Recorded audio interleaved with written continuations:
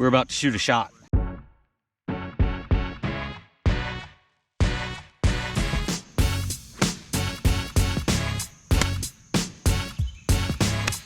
Oh my God! You're alive!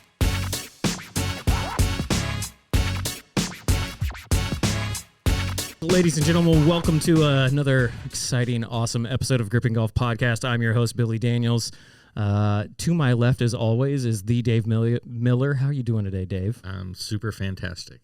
Super fantastic. There we go. And then we'll just go around the table over to the John Johnson or JJ. How you doing? I'm doing pretty darn good. You're not good and you're not great? Yeah. You're just pretty good. Pretty good. Pretty darn good. Great. Yeah. But Pretty more importantly, our guest today is Jake Englebrake. And Jake, I'm just going to say, I'm going to turn it over to you because I don't know if there's, a 5, 6, 7, 10, 12 things that you're involved in the Kansas City golf scene. So introduce yourself to the viewers and the listeners of who you are in Kansas City, because you do a lot of things. I do a lot of things, yeah. So my name is Jake Englebrake, and I am actually back in my old stomping grounds here. I lived 2 blocks that way. Oh, glad we could bring you back. Yeah. Shout out to Lake the East. Yes. Class of 2000. Love you guys. So as far as in the golf arena in Kansas City, I guess, we've got Amateur Players Tour, which is probably what I'm most known for. Right. Rocking the sweatshirt. Yeah, rocking the sweatshirt today. I ran Golf Week for 6 years in Kansas City and Wichita, and then moved over to Amateur Players Tour. So this is my 3rd year with APT. So, holy cow. Yeah, so that's, I've gotten a good reputation and relationship with the courses and course management, the guys like Orion and stuff like that. So who's just Orion, Shane. Great. Good for you, Shane, if you're listening. Yeah. That's my boss's boss. There you go. Yeah, Dave Miller, very familiar with Shane. Yeah, he'll pay you after the cast. Yeah. That's hilarious. Yeah, Shane's a great guy, so he, deserves everything he's got there. He's worked hard. He's been in the industry for a while. He has, so, yeah. So good for him. Yeah, so doing really well there. And so, APT being, I guess, we're the largest and fastest growing one nationwide. Yeah. But in Kansas City, we're definitely the largest one. That was, last year, almost 200 members. It's amazing. And our tournaments were selling out 88 players. So it's been good. It's been a ride, So it's when I took over Golf Week, 9 years now. We had like 26, 28 members. I was getting like 14 guys to events, and so it took a lot of work for a few years I took that over from somebody that had given it a sour reputation. Right. So I was able to turn that around and migrate mostly to Kansas City, because at that time it was split between Kansas City and Wichita. So now it's not supposed to be a full-time job, but it takes up a lot of time. So that's one aspect of golf. The other aspect is I run KC Golf. Aaron Schultz is the founder of KC Golf on Facebook, which is weird that that's a thing, but so I'm an admin there with Aaron, and that's another reason a lot of guys know me. And then business-wise, the third reason in golf is I am one of the owners of Midwest Golf Innovations, and we do custom golf simulators, mostly in people's houses, but we do commercial builds as well. Nice. Gosh, I mean, I guess if people aren't getting in contact with you, they should be, or they probably just don't know that it's you that's contacting them via Facebook, because you're very active on social media, which is good. Yeah. And you really do a lot for KC Golf. And so honestly, from all of us, thank you for all that you're doing to grow the game. Like it's really admirable of what you're doing. It's fun. I mean, the APT is not like some people think it's a money grab. Like there's nothing in it. Like it's doing it for the fun of it. And because, when I was playing in the events, we didn't have before I took it over, I played for a couple of years, and it wasn't really, you'd show up and the guy that was the director was already out on the course playing, and you didn't know where you were at. Like it was just, it was a disaster. Relying on the staff to check you in. Right. Yeah. Yep. And so, when we were growing, I was able to play, but I put myself off kind of in the last group. And so I checked everybody in, then I went and played, but we only had 15, 20 people to the event. So guys had to wait around for 30 minutes for us to finish.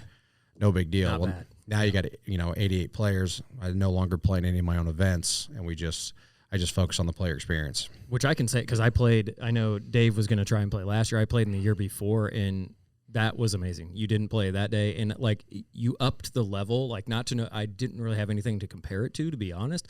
but every person I have talked to wants to be involved with it and enjoys playing with it. It's true competition. Yeah. I mean, it's really good. Like Tom Clifford's played it, and he was just like, hands down, one of the best little tours here in Kansas City. So, and it's the Kansas City chapter, right? Mm-hmm. How many chapters are there across the U.S. at this point? I don't even know. There's quite a few. I think the ones that are announced, we have a couple that haven't been announced yet, but I think we're at 41. Okay. Wow. Yeah. So it took off quick. How many was it last year? Do you like how 35, 34? Okay. Last so it's year. grown pretty significantly. Wow. Yeah. Last year was the first year, this took off. So Matt and Jody are the two founders of APT. Matt was the St. Louis Golf Week director. He left a couple years before me and then started basically APT in St. Louis. It was just in St. Louis. And so there was like 17 of us directors that had just had enough of the direction that we were getting from the upper leadership at Golf Week. Said, we're done. We're out. And I was just going to be done. Like I was like just not going to do tournament golf anymore. Get my time back in my life. Yes. And, yes. Yeah. And Matt reached out and was like, hey, I think we want to take this nationwide. And I was kind of like, yeah, man, I'm just kind of burned out. But I said, all right, let's do it.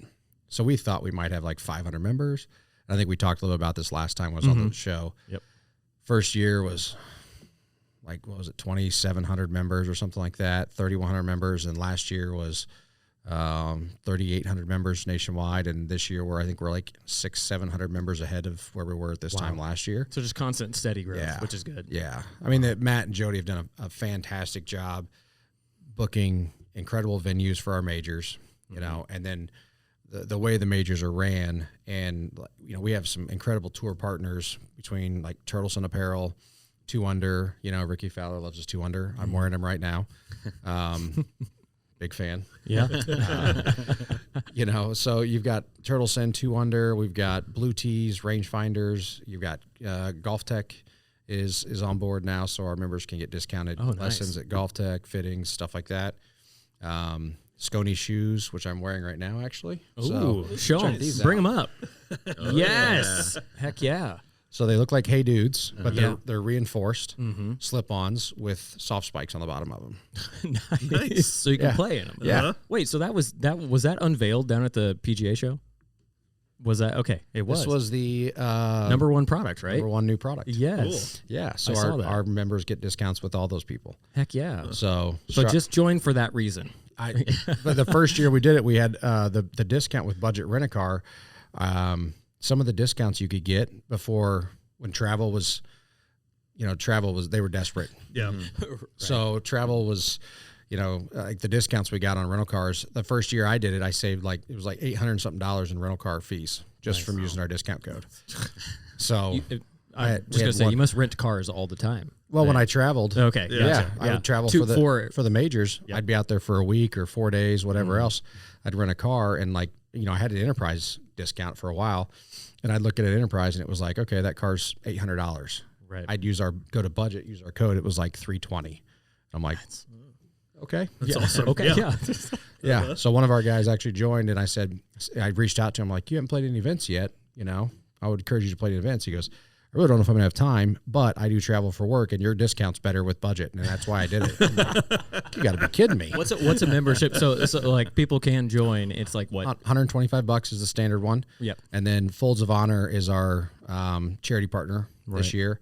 And so you do a $200 membership, and it includes a $75 direct donation to Folds of Honor. Oh, that's amazing. Well, what a great transition. Thanks for teeing that up. It's like you should be a member of this podcast now. So you did do the Hero 100. I did. For Folds of Honor. I did. And so you've recently come back from that. Yep. Back to Kansas City. Tell the listeners, viewers, what is it? Give us a background, and then let's go into the experience of how it was, because... So Folds of Honor, I think everybody knows who Folds of Honor is, right? Mm-hmm. But the Hero 100 is just another way that they can raise money, and they give away what's called scholarships to families of obviously fallen soldiers. So we basically reached out. I reached out to clients, friends, everything else, and they donate money per hole that you're going to complete, and you on your marathon. Yeah, and you tee up at sunup. And then you can play as many holes as you can play. And, it's pretty lax as far as the rules go. Some guys play 5 balls a hole. because we had veterans out there that were 65 years old. Oh, wow. They're not going to marathon 100 holes. No. So, but they did. They played 5 balls a hole until they finished essentially 100 holes. Oh, that's amazing. Yeah, and so that money that's raised goes directly to those families. Okay. And there wasn't like one person that you supported. It was just goes to the Folds of Honor, and then they split it up between their families. It's basically like $2,500 is what they consider a scholarship. Okay. So that was everybody's goal, just kind of raise that. Per person to raise 20. So you went out and like basically what I feel like what I'm hearing is you said, I'm going to go do this. I need people to bid on pay a dollar amount per hole that I play. And the goal is to eventually get to $2,500. Yeah. Oh, yeah. Nice. So, I mean, it's little as 25 cents a hole. Right. It didn't matter, right? Like I'm going to play 100 holes. So whatever you donate, it's going to be 100 holes worth of that. So, I mean, and I have no left knee. So, I'm so sorry you had to walk up 3 flights of stairs to get here now. I don't know if you've ever played Orange County National, but the cart paths aren't right next to the tee boxes on a lot of holes. So might as well have walked. Yeah. So you've got some treks, and it's like over moguls and all this stuff. And so, man, it was, it ended up being a challenging experience, more than I thought it was. I was like, I've played 72 holes golf on How a bad simulator. can this be? Right. Yeah. Oh, man. I tell you what, I paid for it the next day. Yeah. But did you move the next day? Or did you just I watched 7.5 hours at the PGA Show. That's Oh my God. Yeah. Do you wear a pedometer? Just curious. No, I don't. I would love to see your step count for those 2 days. I know. I know. No. So it was, but it was fun. I mean, it was inspiring. They, about halfway through when they provide lunch, they do like a 15-minute break, and they bring in the wife of a fallen soldier, who her family's been a recipient of Folds of Honor and has basically paid to put her kids through school, and really just kind of kept them afloat while they dealt with the loss of everything. And so she spoke about, how he died and, stepped on an IED, basically blew off both legs, and was actually alive, they got him into surgery, life flight him, got him into surgery, and he didn't make it through surgery. Too much blood loss. So, everybody was in tears, sitting around listening to her tell the story. So, it really kind of put a purpose to what we were doing, and my knees didn't really feel so bad afterwards. Yeah. So, I went out and we hoofed it, and it was fun. I played with Matt Bender, the owner of Amateur Players Tour, and one of our goals was we're trying to get to 40 birdies between the two of us. Okay. We're amateur golfers. Yeah. He's a scratch golfer, so should be easy for him to get his half, right? And I played probably a 5 now. Okay. And we went out, and we were just trying to fly through holes because Matt truly wanted to marathon it. Oh, gosh. Yeah. Yeah, like 100 wasn't the number for him. He was like, we could do more. Well, I mean, when I say marathon, I mean like one ball. Oh, yeah. Okay. Yeah. All right. We didn't play 5 balls a hole. Oh, okay. We played 100. Well, we played 99 holes of golf. It was getting dark, so we did have to play one hole twice. Okay. But yeah, so we got out there and we started going, and I was just rushing through everything. And so for like the first 36, 40 holes, I had 1 birdie. Yeah. And I'm like, I'm falling way behind. And so then I was like, you know what? I can still rush to the shots and like between, but like I'm a fast player as it is. I don't take practice swings. I don't step back off the ball 4 or 5 times. I step up and I hit. But I was rushing. Yeah. Mm-hmm. And so I finally slowed down, and I ended up with 17 birdies. Matt had 24 and an eagle. And so we ended up getting 4 birdies on the 17th hole. 18th was going to be our last hole because we had to play 17 twice. We played 2 balls on 17. Mm-hmm. And we took 4 birdies on 17. And I was behind trees on both of my second shots. Nice. Wow. That's incredible. What was 17, I guess? It's a par 5, dogleg right. Okay. And you can cut the corner. Matt hit 2 perfect drives all the way over the corner, right out in the middle of the fairway. He had like 150 yards in. Oh, nice. I hit mine a little left through the fairway, and I'm on a slope where, it's straight up and down. Mm-hmm. And I'm right at the top. So my left leg is on a flat surface, and my right foot's probably 2 feet below my left foot, right, trying to hit this shot. And I just chunk it up there into the bunker. And then the other one is right in front of that, underneath the tree. So I hit a big hook, hits the lip and rolls. We thought it might have gone in. Hit the lip. I was like, oh, I'm going to try to just hook this thing into the face of the bunker and see if I get lucky. And I hit it right into the grass berm of the front of the bunker, and it bounces right up, rolls down, rolls like 6 feet from the hole, 7 feet from the hole. I'm So you almost had an albatross there? Yeah. Oh, wow. I'm like, I got a chance at an eagle. And then I actually hit the flagstick on my bunker shot, and it stopped like an inch from the hole. Was it a good, well, sorry, not to, was it a good bunker shot or was it a scold bunker shot that hit the stick? It was a all right. legit bunker shot because it was short-sided, downhill, running away from me. Nice. And hit it and landed right on the fringe and just, I mean, it was going to go 5 feet, 6 feet past the hole because there was no way to stop it. And it just hits the flagstick. That's awesome. And I hear it and I'm like, and the guy's right going, oh, and I look up and I'm like, I walk out of the bunker and it's right on the edge of the cup. I'm like, really?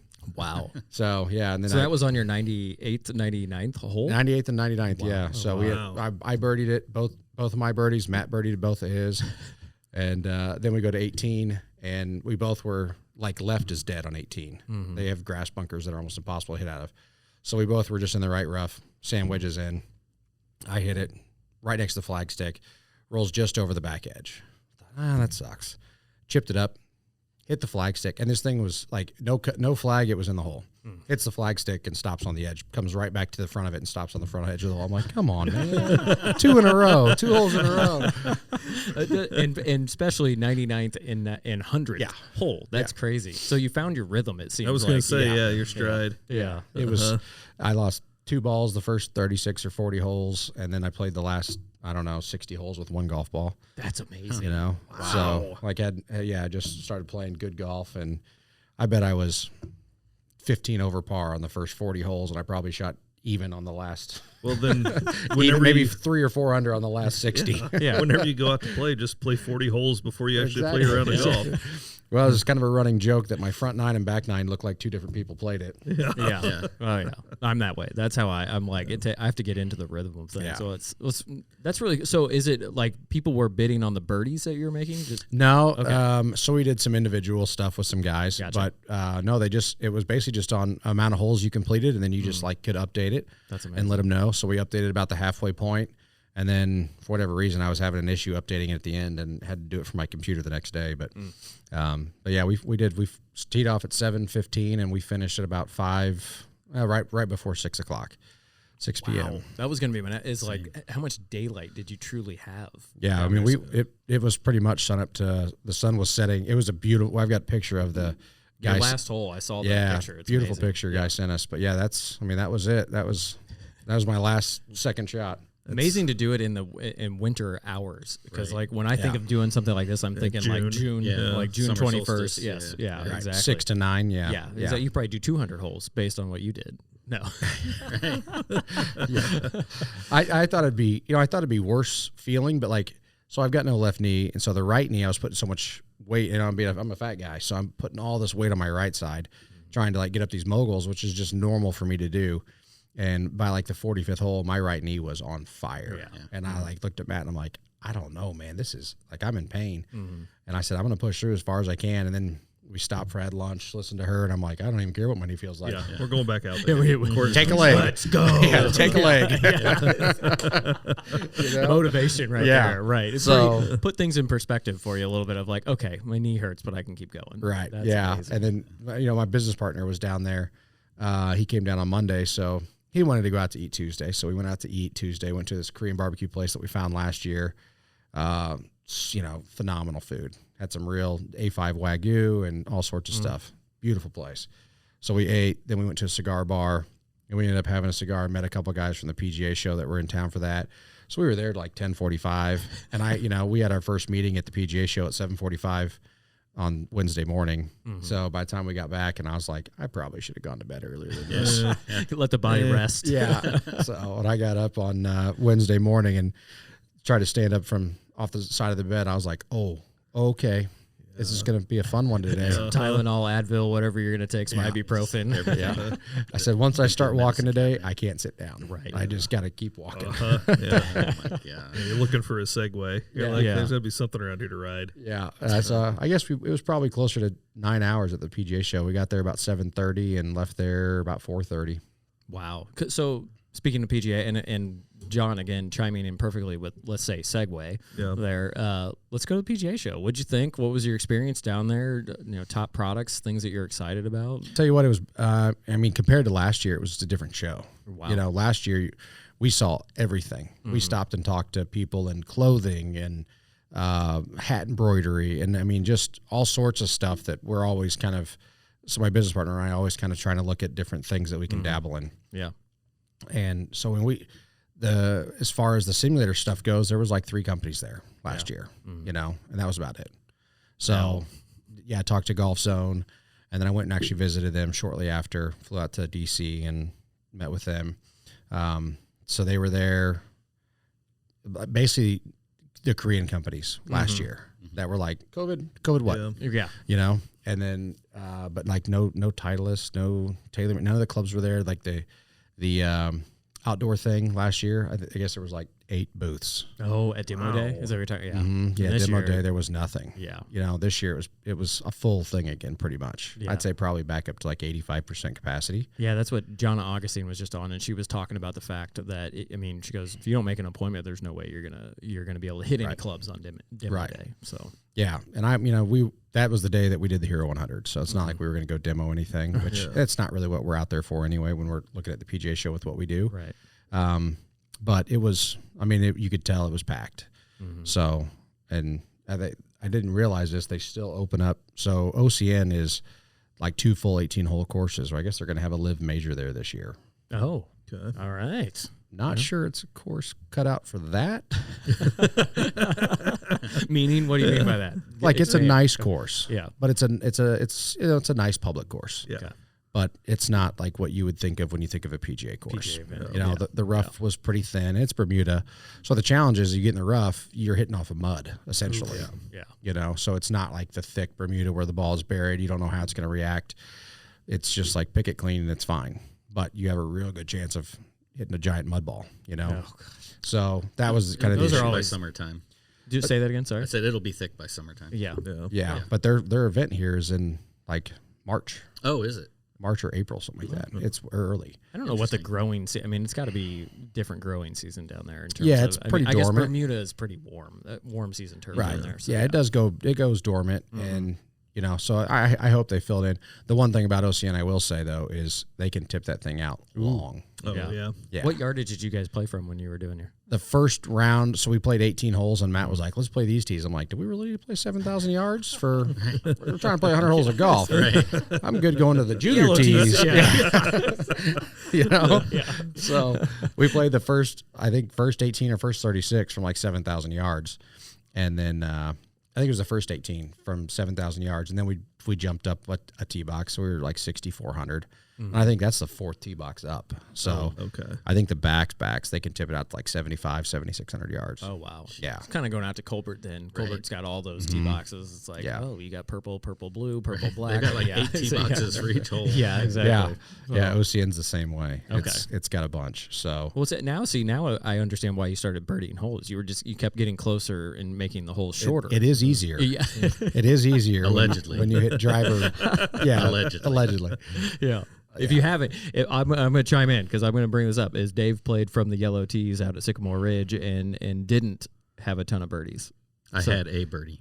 One birdie on 9 holes. You still have to hit the shots. That's Exactly. You still got to make Exactly. the ball in the hole. Yeah. I did not hit any shots. Yeah, you still Nor have make any putts. just because you have a wedge in your hand, if you're not a good wedge player, it doesn't mean you're going to hit it close. Right. Exactly. You you have just as much of a chance hitting a 6-iron close as you do a wedge if you're not a good wedge player. It shows you what you need to work on then. You're sitting there going like, okay, wow, I'm closer to the hole, but I'm not getting it any closer to the hole. Right.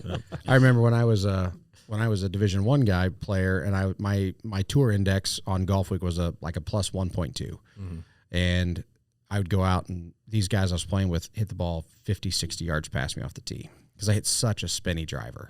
So a driver with 4,000 RPM backspin is going nowhere. That's what I hear. It's floating. So I'd have ball speed higher than some of the guys I played with, and they're 40 yards past me.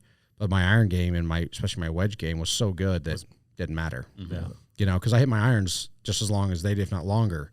But the driver, some guys thought it was hilarious. Like, why don't you just hit a 3-wood off the tee? You hit it farther than you hit your driver sometimes. I'm like, I don't know why I do that. But it's the truth. Well, if you're hitting fairways with your spinny driver, why not just keep hitting fairways? That's Accuracy it. is key too. I would do that. Shoal Creek, one of my best rounds. I did the same thing. I don't think I missed a fairway all day, and just hit a spinny driver out there, 245, 250. Yeah, I had a 7-iron in when they were hitting a 9 or pitching wedge or a sand wedge, but I did a 7-iron to 10 feet, and I was a good putter. You're like Colin Morikawa out there, just hitting 6-irons to blister, just 2 feet. Yeah, but he's doing it for like 220. Still with a 6-iron. Yeah. I am not. So when you went to the PGA Show, were you just mainly looking at simulators, or did you? Typically, that's kind of what we do is we go visit. So I stepped in. We just started. Well, I guess we didn't just start. We're about 2/3 of the way through 2 golf zone builds, one here in South Overland Park in a new house, and then one in a guy's office up in Omaha. Okay. So my guys just came back on Friday from that one. So golf zone is, it's really cool stuff. Mm-hmm. Their software is graphics-wise has a little left to be desired, but overall the gameplay is super cool. And these are both the 2Vision premiums, so they have the articulating swing plate. Ooh. So, we have to build these custom platforms, and I mean, they got to be with like at a 1/4 inch, 1/8 inch accuracy. So we have to build these platforms, and then it's got a sloped floor from the screen, and you've got to turf all that, and then you've got to, there's a ton of framing that goes into doing these. That's not just a typical golf simulator. Wow. So it was fun, and so we met with them again to kind of go over. Hey, we got these builds, and this is what we're doing. And I met with the sales guy because we haven't officially inked our deal with them. We're kind of their installer now in the Midwest, but we haven't inked our deal with them because we've been struggling to find showroom space. I'm sure they're listening right now. They're like, okay, Jake, we'll get that. So, yes, yeah. That's on us. Like we could ink the deal, but it's the showroom is. It's tough to sell because those are, super expensive. You're talking 6 figures typically to get into one of those. Oof. One of the right-hand, left-handed, 2Vision premiums. So, because the install cost is very expensive. The build out and the framing and all that stuff, everything goes into it is very expensive. Mm-hmm. So, but it's a really cool product. So I met with them. They've always got one of the best booths. They had like 4 or 5 bays built out. They've got tons of people, they employ all the models and everything else out there. So it's a huge deal for them. Golf Zone is one of the small in the United States, but one of the largest manufacturers of simulators in the world because in Korea it's so popular. Yeah. There's more simulator bars than there are golf courses over there. They had a league last year and they paid out, or 2 years ago, I guess. This year, I don't know what the prize pool was. They're probably bigger, but I think it was like a $4 or $6 million purse. Ooh. And wow. But you had to play it was only on Golf Zone simulators. Really? So it's like professional golfers, like instead of playing the Corn Ferry Tour, they played this. Yeah. And TrackMan's doing that too now. That's with awesome. Next Golf Tour, I think is what it's called. But I think you're going to see that more and more. And I think even like if you watch like Scratch Golf or anything, Eric went over there and talked about that too, of noticing the fact that, what'd you just say? More bars reverse that. I think there's more simulators in Korea than there's, so this year was the first year they recorded more rounds of golf and, simulators, virtual reality than on a golf course. Wow. So it's transitioning. Yeah. Convenience, weather, time, the last, land, property. I do tournament golf. Yeah. And if you think tournament golf is a 4-hour round of golf, you don't play tournament golf. Right. It's going to take, plan on 5 hours for the average round. If you're my first or second group out and you're all scratch golfers, you might, and especially if you had a bad round, you can play in 3.5 hours because you don't care what happens to your ball. Right. If you're 7 over, you have no chance of winning. So you're just scooping, like hitting it with one hand until it goes in the hole. Yeah, finishing the round. Right. You're finishing the round. Yeah. But, when you're, a competitive guy, whether you're a scratch golfer or a 15 handicap, if you're in the hunt or think you might be in the hunt, you're taking your time, you're putting that stuff out. So when people are like, oh, this is ridiculous. It takes 5 hours to play a tournament round of golf. I'm like, have you watched the PGA? Right. Like right. 2 guys. Yeah, 2 guys. Yeah. 2 guys will take 5.5 hours. Mm-hmm. Like, and we've got 3 or 4 in your group. What do you think is going to happen? Yeah. And they got spotters. They're not looking for their own golf balls. Like, this is a different, but my last 2 public rounds of golf were both over 5 hours. just on Saturdays. Yeah. Yep. Oh, wow. You know, just Saturday, 10 o'clock, went out, played 5 hours work, 5 hours of golf in like 5 hours and 12 minutes. It's tough. And that's just, you know, golf is super popular, which is good. It's great. Right. But you just got to expect it. You know, you don't have a lot of singles and twosomes out there anymore. It's just guys are going out there with their buddies that don't play a lot of golf, or they're just getting into it, and it slows everything down. That's and, 100%. Like when we go out anywhere now, I feel the same thing. We're going out there and just seeing it. And I'm happy about that. Exactly. I don't get mad at them. No, I'm loving seeing the game grow. Yeah. But I do think the stigma or the thought process of it's 4 hours. We've got to start educating. It's probably going to be a little bit longer than that. And courses are getting more difficult too. Yeah. Yeah. So Of course, getting harder. I mean, they're trying to take advantage of it. Some of the courses they're cramming more tee times in. You know, when they 8 minutes. when they keep moving up the intervals, it's like that's not the solution. no. Right. You know, It's the solution for more money. Yeah. It's not the solution for in the pace of short play. term, but not necessarily long term. Like because courses develop a reputation, then, Right. and then you're like, Yeah. well, I'm not going out there Yeah. because I can't get done in 4.5 hours. right? Yeah, because I mean, for me, if you go to a 10-minute interval and raise the tee time price by $5, I'll pay an extra $5 Oh, I would for too. a better Yeah. pace of play. 100%. Right. Yeah. And the course is still going to make their money from those tee times lost. Yeah, Right. But 100%. Yeah, people that people don't understand how much that 2 minutes really. Oh, it makes a big difference. Yeah, huge Yeah. difference throughout the day. Oh, yeah. So that's kind of where simulator golf is really taken off, because you can have 4 or 5 bays right next to it, and you have 4 guys. You know, you turn on auto putt, and nobody's hurrying, nobody's rushing, Right. and in 3 hours they're done. Yeah. You know, What's So- all those leagues? I mean, like X Golf in Kansas City, X Golf, indoor, Amp Gym, True Aim, Tom's Place. Yep. Mhm. Yeah, they're and they're filling up. I mean, we were getting ready to launch one, and then the location we had fell through, and so I mean, it was it was going to be a big time 11 simulators, full bar restaurant type deal. Okay. So now we're looking at possibly another option with a couple other places. So Nice. that'll double as a showroom. So we'll have a couple Heck of golf yeah. zones, some foresight training bays, and then we'll have like 5 or 6 league bays. You know, Wow, we'll that'd use be awesome. Unicore or True Golf or one of those two for the league play stuff, and then let guys that want to just dial in their number, but they're not members of the golf stable or places where they can go rent Yeah. foresight stuff. We'll have the foresight stuff inside there, so guys can really go dial in their numbers, and then we can have some corporate events in the private golf zone rooms. Oh man, that's gonna be great for Kansas City. I Yeah. mean, seriously. I mean, Kansas City doesn't have the biggest, longest, coldest off season in terms of golf, but there's definitely a We 4 have. month. We do. have cold snaps. So. We do have cold Yeah. snaps, but at the same We're not time, North I mean, Dakota. yeah, No. we're not sitting 6 months without Yeah. being able to go play. I mean, today in Kansas City, what is 50 degrees? I Yeah. mean, people are out there playing. There's snow on the ground, but they're playing. I saw some courses that were like, we're still going to be open today, and I'm like, Have fun. I don't think the frost was off my truck until 11. Right. Like, man, I've been out driving around since 10. right. So It's so true. Yeah, it's it's- so true. but that's the thing. If like a day like today, man, it'd be great. Yeah. One of my guys that I helped consult on a bunch of his stuff. He's actually a teacher at PGA National, and he owns. He's got a PGA player that's invested in a training facility in Tampa, Florida, and they're packed all the time with leagues. Yeah. Yeah. Oh yeah. I think you're going to see that change. And I mean, in Kansas City, we're speaking from the context of Kansas City, at least I am. Yeah.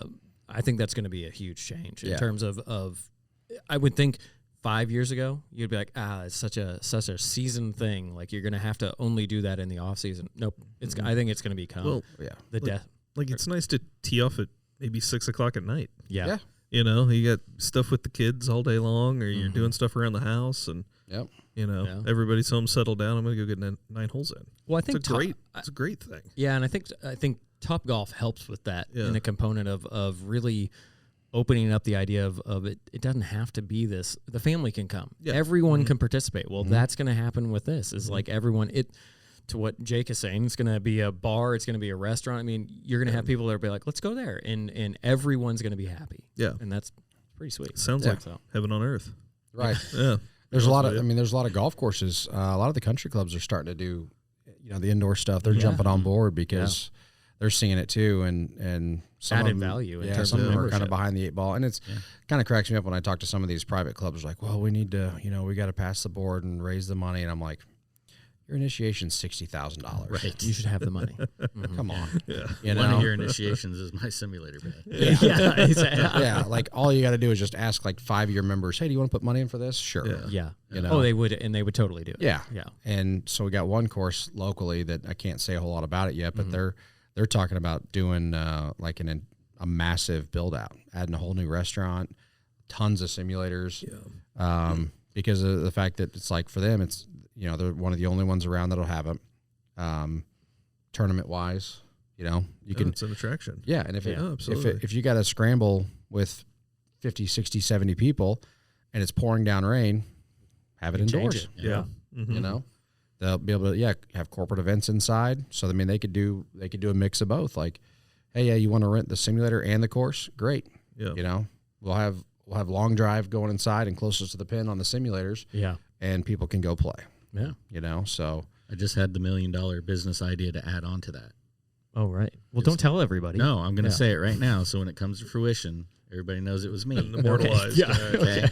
So we'll partner with Scony. Is that the name of the shoe? Mm-hmm. We're going to make it like a full bowling alley feel where we can rent out golf shoes to people in these simulators. there you go. Right? There you go. So I'll stand behind the counter with my spray. All right, good. What size do you need? And we'll make it happen for everybody. And then we sell the oh, you like the Sconies? Yeah, we got them for sale too. There you There you go. go. If they ever do a remake of Big Lebowski, Yes. it Oh can be my a bowling God. alley, it Yes. can be in a Yes. golf simulator. Golf we go. simulators. We'll Yeah. make our own version of Big Lebowski at golf. Yeah. Yeah. La la la la la la la. I mean, not to make light of it, but hey, why not? Yeah, Why no, not? it's Value added. Yeah. I mean, that's part of what we saw at the PGA Show was there was, you know, I wouldn't say there was any new, you know, companies breaking in. I mean, you have companies like WizEye out of Canada, you know, they haven't really made a big impact yet, and I don't know that they will, because it was kind of one of those things where, you know, Unicore did a great job. was just gonna They say brought out a good product. Yeah.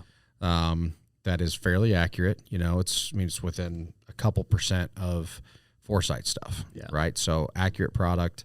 Their software was terrible, but what, you know, the nice part about what Unicore did and what was smart was they didn't care about their software. They knew that there was already stuff out there like TGC, and then GS Pro popped up, and they just said, hey, we're just going to open up. You can, whatever software you want to use, we don't care. Right. Oh, Because okay. for them, it was just volume of launch monitors. That's why I don't retail their product. Is their retail program is absolutely horrible from my standpoint. Got it. They're all about volume. Not they don't care about the custom builds. They don't care that their product could be in a $100,000 golf simulator build out. They do not care. Okay. Theirs is just volume, as many as they can get on the They market. just want to be more consumer based, more retail based of Like- selling to the individual, the end Well, consumer, I guess. No, they sell to distributors, and Okay. then these distributors, you know, your online vendors, they sell a lot of that kind of stuff. That's all they care about. Gotcha. So it's kind of like Kia coming into the car market, just something affordable, but we're going to give it to everybody.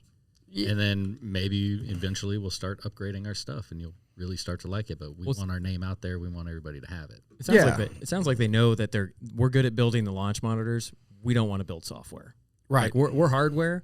Go someone else go do the software component, or because I mean I have no idea how they're utilizing all that, but I'm sure it's API driven or and whatnot. It is. So they say, hey, connect into our hardware components, or this is where the data points are going to be. Go ahead and display that on the screen for us. Yep. So Yeah, and like I said, they've done a great job with it, and so they're kind of the I don't know if you want to call them the industry leader. That's maybe not the best word, but they're again a volume sales company, right?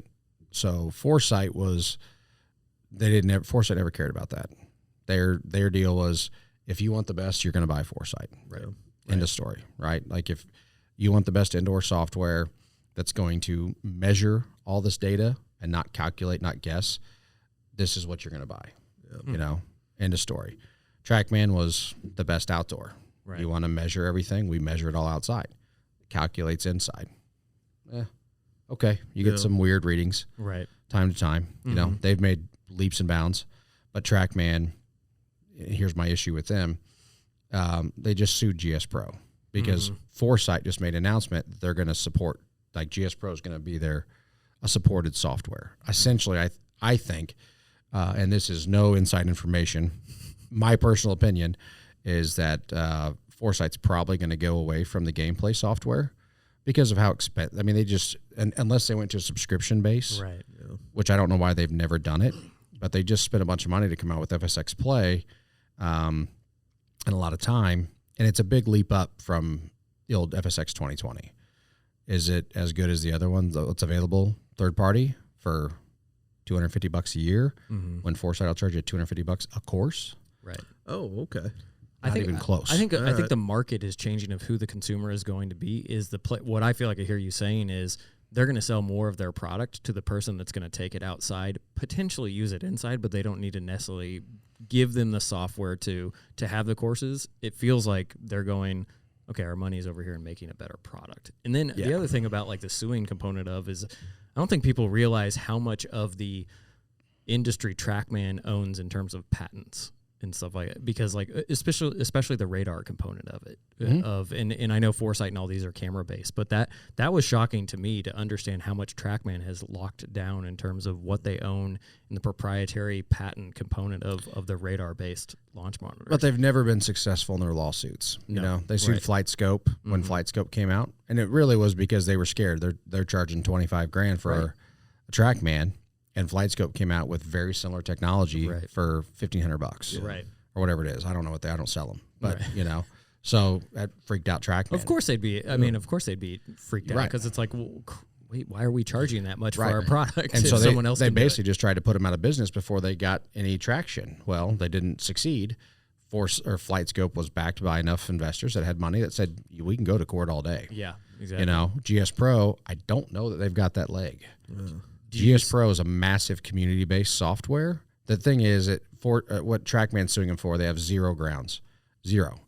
There's none of that software is used that they claim they stole. None of it, from what I understand, none of it is used in any of their builds. And it's all user-based builds. So GS Pro just provides a backbone, and everybody else, like you and me, could build our courses and set them on there. Right. Yeah. And so it's just a way to try to tie up, I think, GS Pro and shut them down, Slow them down. hopefully by money, and say, do you have the money to pay legal fees? Because we do. And hopefully GS Pro survives and comes out on top, may raise their price a little bit, but I still think they're already too cheap. But it may raise their price a little bit. But that's an issue I have with TrackMan is like you limit people to your software only. You don't let people like me sell your product. It's only inside sales. Right. You know, so I can't do custom builds with your product. I mean, I can if a customer calls and just says, I want a TrackMan and orders that, and then I can build their simulator. Yeah. But they won't do any retail stuff like we do with Foresight, Interesting. you know? So it's kind of like, all right. And what's weird is like Foresight didn't really care about, they were the same way. They didn't care about custom builds per se. You know, their thing was, hey, we have the best training launch monitor, the best club fitting launch monitor. We've got all that stuff. This is what we focus on. Didn't care about gameplay. They didn't care about gameplay until they got bought, you know? Yeah. And then when they got bought out by the Bushnell parent company, it was like, we're missing a big segment here. And that's when you saw the Hawk really come out, then the new software and everything else got pushed. And they still realize that software is just not where it should be. Right. So I think that's where they're probably going to step back and say, we're just going to keep investing in building a better launch monitor and let somebody else handle the software. What was Bushnell and Foresight came out with a new, because the Hawk's the one that's it's over the top, but Hawk's then there's overhead. something else. So they have the GC3. Uh-huh. So the quad is basically what you see every PGA Tour player with. The GC3 is a quad that's just dumbed down a little bit. Right. One then three camera. cameras instead of four. Yeah. And then you have the Bushnell Launch Pro, which is the same thing as a GC3 But without the software. without the software. It's a subscription based. Okay. So it's a cheaper initial investment, and then you can pay your annual subscription depending on what data points you want. And did they release something that like projects it down onto the turf? I thought No, that okay. So that was a big misconception. I got tired of seeing that. That was Yeah. frustrating. People, I mean, some of the big companies were like, "Look what Foresight developed." I'm like, "It's not. No, okay. it's a company called Focus out of okay. yeah, Yeah. I believe it's out of Japan." Okay. And I went over to the booth and we talked to them and everything else. And Foresight just thought it was a cool product, and so let them put it in on that bay because nobody would have stopped by the Focus booth if it wasn't for seeing that It on was Foresight. a big misconception then, because I think out in the general Oh, yeah. public, it looked like it was Foresight that Yeah. released it. I had a lot of guys on like the simulator forums and everything else being like, look at this new product from Foresight. Yeah. I'm like, you shouldn't put that out there. Like this is, Yeah. because that's not right. You know, it's not a Foresight product. No. So Well, because they even like some of the like My Golf Spy and stuff like that, even they had video footage of, and it was in the Foresight booth that they were talking about it. yeah. And so that's fine, but you know, that's like saying Foresight, you know, look at the Foresight's new hitting mat, and it's a fiber built hitting mat. It's like that. It's not a Foresight hitting mat. They're you not. know? It's not their technology. Right, like Foresight It can be doesn't- used with their product essentially, but Right. it's not theirs. So Yeah. Interesting. Yeah, so it was I mean, that was a really cool, that was probably the coolest thing I saw as far as our side of technology goes down at the show. Simulator softwares are going to improve. I'm not sure that there's a lot of room right now for growth on the simulator side as far as launch monitor technology. You know, that's a reasonable price. Yeah. Could you get higher speed cameras? 100%. Can you get higher speed cameras in a small package like that? No. Right. You know, you see these movie theater or if you ever watch those YouTube videos of the high speed guys that do those, like 100,000. Yeah. It's like the cameras are massive. Yeah. You know? Yeah. Like you're not, and they're $200,000, $300,000 cameras. Right. So we're not there. Yeah. But you know, but I think that's what you will see is though that eventually the technology that is today, same thing with any computer or TV, is like that will become a more affordable for somebody to put that in their home, and then they're always going to want to come to Midwest Golf Innovations, but at the same time they might be able to do something in their home on their own or in their garage a little bit. But then the bigger, more expensive stuff is going to get just that bigger, more expensive, but better. Yeah, it's like 8K results. technology. That's awesome. Yeah. Except what No. the human eye can't. The human eye can't Right, distinguish exactly. between 8K and 4K, and there's Does no anyone stream. There's no service available for exactly. it. Yeah. Like we barely have 4K. Right. You know, I was like, you just made the new TV. I bought $1,000 cheaper by bringing out the 8K version, which I don't care about. And we'll take it. Yeah. Like I don't care about it. Yeah, So exactly. You know, I it's. know. Yeah, you look at cell phones and the camera technology, they're starting to pack into those. Yeah. Eventually in the simulator market, those cameras will get smaller and less expensive. more powerful. Yeah, I mean they've come a long way, but I mean Foresight uses different cameras than a lot of your other systems do, which is nice, using the infrared cameras, and you'll see the infrared lights. A lot of your other systems just use strictly a high-speed camera, so they're very light sensitive. Yeah. So they rely on grayscale and all that kind of stuff, which is fine, but it's not as good as like Foresight. I mean, it can almost be pitch black, and you can Still hit a shot. Yeah. Okay. Wow. So they're really. I mean, there is a reason why you pay for what you pay for Foresight. Yeah. You know, and there's a reason I sell it, because of the fact that I've trained with it, we've tested it with PGA players and stuff like that, and obviously you wouldn't see every single guy carrying one to the driving range with him Yeah. Right. if it wasn't accurate, because that's what those guys rely on. You know, I tell people all the time that they're like, well, what about TrackMan? I'm like, look, TrackMan's great. Their PGA players use them all the time, but when they're training in their house. Even these guys that are sponsored by Full Swing and these other, Bryson DeChambeau was sponsored by FlightScope or Mevo or whatever. Him and Bubba Watson were talking about it. And while all these ads were running for Bryson, he's got his YouTube channel blowing up, and he's carrying around a GC quad with him. He's not carrying around a FlightScope. Right. Yeah, and he took the quad to the long drive. Yeah. You saw Yeah. him using Yeah. that. Yeah. Yeah. Yeah, so it's like, like you're going to push a product that is not that good, because they're paying you to push a Well, they're product. getting money. Yeah. Yeah. But then with these guys all train with quads. Yeah. Yeah. Almost every single one of them has a quad Yeah. You see them carrying them in their all the house, time. because the TrackMan supplies them for the tour. So at every PGA event, TrackMan's back there, Yeah. with their stuff that's provided by TrackMan. Foresight doesn't give away a damn thing. Every PGA Tour player has paid for their unit. That speaks volumes. It's amazing. Yeah. Yeah. Well, it goes back to what you're saying. Just look at what Dave said this, I think, last episode of talking about the fact that you should look at what the tour players are using and get that. So there you Right. go. If you can afford it, if it's not a you budgetary can afford it. constraint, go for it. Like, again, I don't sell Unicore, and I've got 2 builds coming up with Unicore products, the IXOs. It's a good product. Right. I'm not going to sit here and tell you it's not. Am I going to tell you a FlightScope's a good product? No, Right. I'm not. You get what you SkyTrack, pay for. right? Right. Yeah, I've seen him screw up people's golf games. Like I if- screw up my golf game enough. I don't need Right. something else to help me. Right. I don't need technology to tell me that. right. Yeah, so it's just one of those deals where, like, if you're just out, you don't care about what you shoot. You're a 35 handicap and you just want something to do with your buddies on the weekends and nobody has any idea how far they hit it. If they don't know if they hit a pitching wedge 100 yards or 200 yards. Right. Okay, put a SkyTrack back there. Right.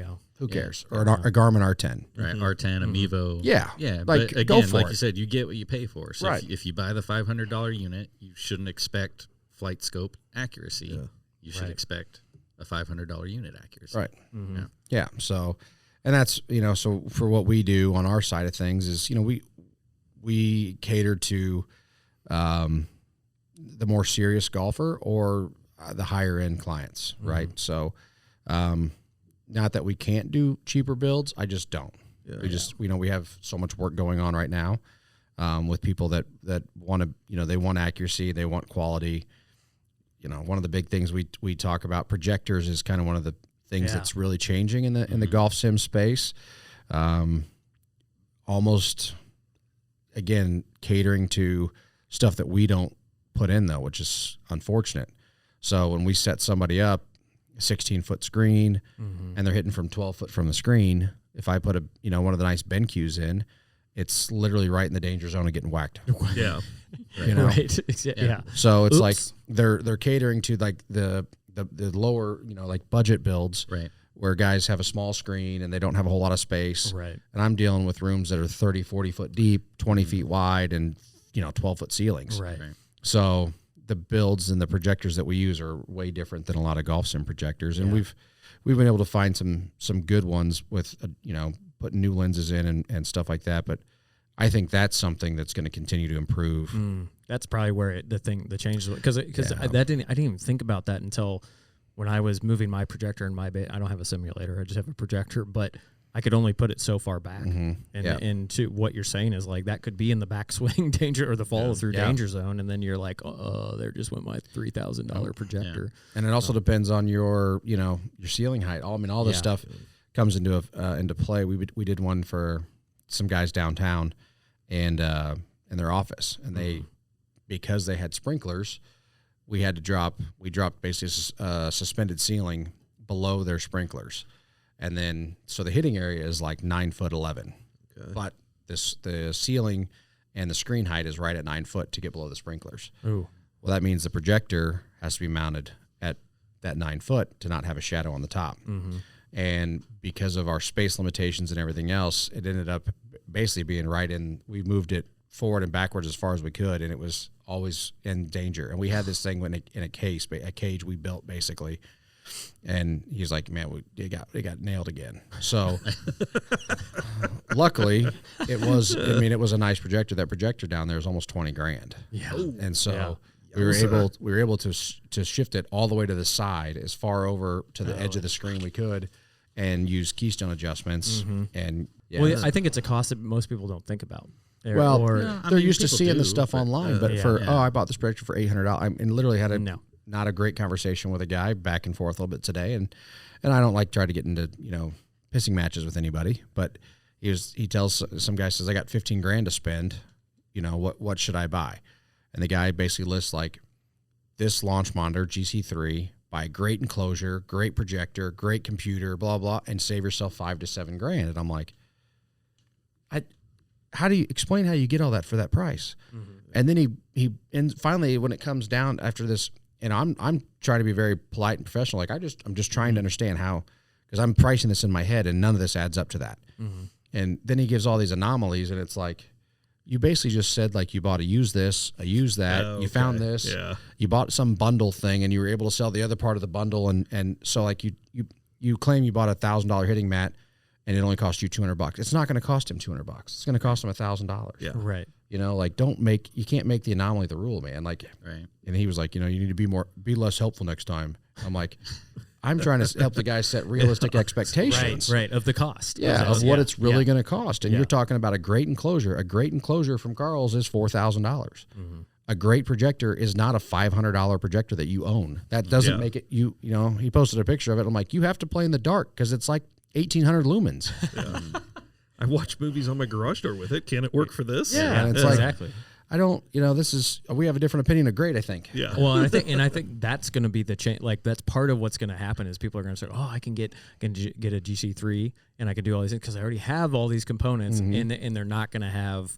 Yeah, they'll be able to do it, but it's not going to be this ideal setting. Like saying you have a golf simulator in your home is going to change. Yeah. The definition of that is going to be vastly different. Because I could set something up in my garage for, if I tried really hard, I could set something up for under $1,500. But you're not calling Jake to do that. I'm not calling Jake to do that. And if you did, and I honestly, I'm going to be replacing stuff pretty quickly. I'm buying $100 mat off of Amazon that's going to give me golf elbow for the rest of my life. I'm using a bed sheet and a comforter to cover the wall so I don't put a hole in it. Yep. And then I'm getting a Black Friday short throw projector from Amazon for a couple $100. Yep. And you know what? That might work for somebody. It does. And that's fine. Yeah. There's nothing wrong with that. But if you want your basement to be the hangout spot on the weekends, you're going to talk to a guy like Jake and get yourself something that's going to last. So you really have a simulator. Exactly. Yeah. Exactly. I mean, our typical build cost for us for GC3 is going to be somewhere in the mid 40s, upper 40s. Then you're going to go to Unicores. It's going to start in the lower 50s, and then you're going to go to Hawks, and you're talking 60 and up. That's amazing. For our typical build, but it's all one-off custom acoustical panels. I mean, and again, you're not going to get $1,000 projector for this. Right. Our typical projector is probably in the $10,000 range. Yeah. So that's what people don't understand is that like these $1,000 projectors, even these $5,000 projectors, you have to control your light. Otherwise, you won't see the screen. Yeah. So. And even better is you get to worry about the details. I don't have to if I pay you for this. Right. Yeah. Yeah. I just basically say, here it is. And this is, it'll look awesome when it's done. Yeah. You don't have to worry about anything. Yeah. And that's, it's peace of mind for a lot of people. Yeah, you could build a lot of stuff yourself, but most of our customers are business owners. They don't have time for it. They don't want to mess with it. They have disposable income. Yeah. So they're going to, trust us to build them the best thing we can. And that's kind of what we pride ourselves in with, my construction company, same thing as far as remodels and stuff like that. We do a vast majority of the work in-house so I can control quality and know that you're going to get a really nice product when it's finished. Yeah. So that's kind of the goal behind what we build and what we do. We might dip into the lower end stuff just to make it more available for people. And I've sold people different components and dropped it off at their house. Yeah. Okay. No Have problem. fun. Yeah. So install it yourself. Yeah. You do it yourself, but get the right stuff. I'll sell you a Carl's enclosure. And if you live in Kansas City, I'll sell you the EMT. I'll go pick it up. I'll cut it for you to size and I'll deliver it all to your house. And then you can put it together. Nice. Like that way you don't have to worry about trying to go get it cut or go buy a bandsaw and figure out how to, cut these things yourself. I'll have it all pre-cut and I'll bring it over to you. Well, I know who we're calling when we want to do this ourselves. Jake. Which won't be themselves. Yeah. You want to do another podcast of us putting together a simulator? Yeah. We'll do a time lapse. It'll be great. Well, Jake, thanks for coming on the show. We truly appreciate it. For everyone that is listening and watching, tell them how they can get in contact with you for either, Midwest Golf Innovations, Amateur Players Tour, and whatnot. How can they reach you? Amateur Players Tour, social media, just Facebook. Amateur Players Tour of Kansas City is an easy one. My email is, it's just tough because it's my last name. But it's Jake. We'll put it up there. Jake Englebrake at aptgolf.org. Okay. My number's also on the website. You can also go to amateurplayerstour.com and search for local tours. Find Kansas City. Midwest Golf, midwestgolfinnovations.com. Email is info@midwestgolfinnovations.com. Same thing, phone number's on there. There's also a contact form you can fill out on the website. Woohoo.